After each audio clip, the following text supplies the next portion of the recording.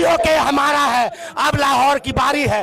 पाकिस्तानी दूतावास देखना नहीं चाहते, पाकिस्तानी नागरिक नहीं देखना चाहते, मेड इन पाकिस्तान नहीं देखना चाहते, हम पाकिस्तान का नाम भी नहीं सुनना चाहते।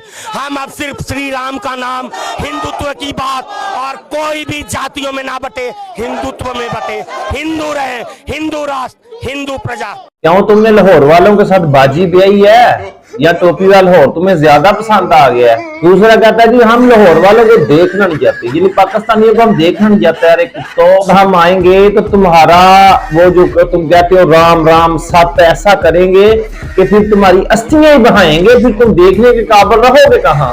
और जितना तुम श्री राम को चाहते हो ना, ये वीडियो देखते हैं।